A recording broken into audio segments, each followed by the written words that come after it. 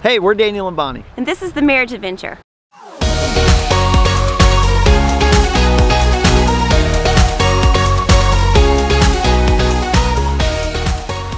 So when I was in high school and college, there was something I struggled with a little bit. That was properly taking care of and maintaining cars. I was really not good at it. And if you're my mom or dad or my brothers watching this, you're shaking your head yes. As a matter of fact, there was one time in college I had this, it was this ugly old green Ford Taurus, and it ran good until I got a hold of it. And I didn't check the oil, I didn't check the cooling system, and that car ended up dead on the side of the road, never to be revived again. The word maintenance isn't a sexy word, especially when you're talking about marriage and your marriage relationship, but it's something that is vital, and it's something that is desperately needed, or your relationship will end up on the side of the road too. In 2 Corinthians 9:6, it says that whoever sows sparingly will also reap sparingly, but if you sow bountifully, you'll reap bountifully. Well, that's true in your marriage. Whatever you sow into it, if you put a lot in, you're gonna reap a huge harvest. But if you don't, there won't be much harvest there. So we've seen that there are about 3 things we can kind of boil it down to maintain your marriage, maintain the health, so it doesn't leave you stranded on the side of the road. The first thing that we see is time. Now, I know you're thinking, well, we have a lot of quality time, maybe not so much quantity, but we've seen that a lot of times quality actually flows out of quantity, that you need to spend a lot of time together for there to be much quality in it. And I know it's hard. You may be in this place in your marriage where you're thinking, we just don't have a lot of time. We're busy, we're going different ways, I travel for work. And in those times, it's fine to lean in on quality. Right? When you are together, be together. Put down the phone, talk, do meaningful things. But a lot of times we use it as an excuse that we really can have quality time, quantity time. Those two things get confused. We can have quality time, but we just don't. We're so busy with other things. So when you can have quantity time, have a lot of time together and make it quality, because quality time flows out of quantity time. It's very difficult to say.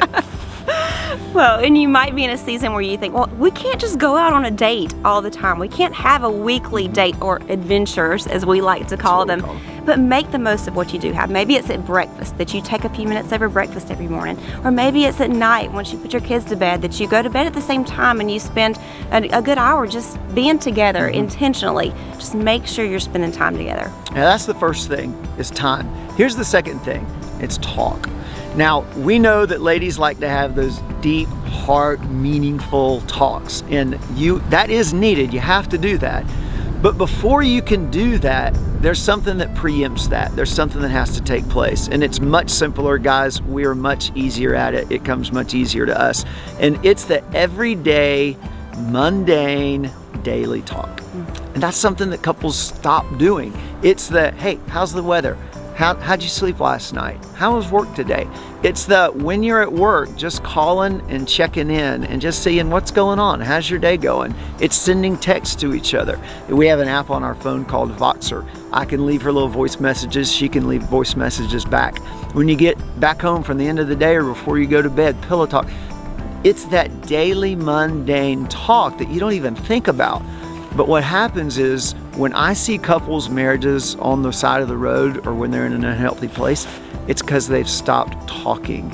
And you're not gonna have the deep heart talks when you can't have the daily friendship talks. So the first one's time, the second one is talk, and then the third one is touch. That's my favorite. We've seen a lot of studies done that, and you know it as well, that when you have a baby, they tell you one of the most important things you can do is hold that baby close and touch your baby and keep it close to you. Well, that's great. All the way through childhood, we know the importance, and we see that there can be long-term damage done if you're not touching and loving and holding and hugging your child.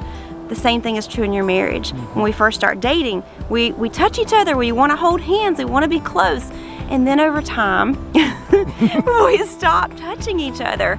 But we just need to make that time to hold each other's hand or come up to each other and give each other a hug at the end of a long day.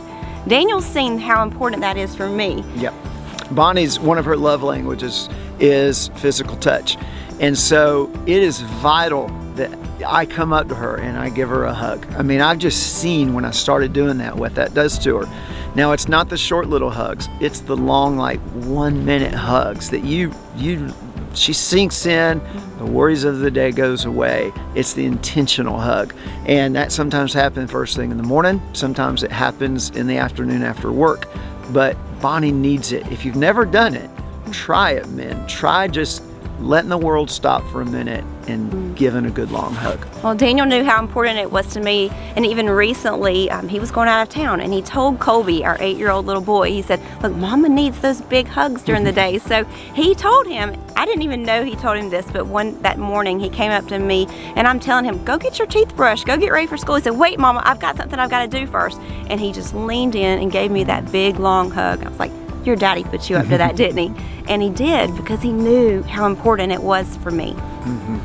So, time, talk, and touch. Like we said, the word maintenance, it's not sexy when it comes to marriage, but it is vital. It is needed. And if you can do those 3 things, that'll go a long way for creating a healthy marriage and keeping your relationship off the side of the road. Well, that's all for this week. Thanks so much for watching us, and we hope that you'll share this, that you'll subscribe, and follow us on Facebook and Instagram. Button down there somewhere. Have a great week and enjoy your adventure.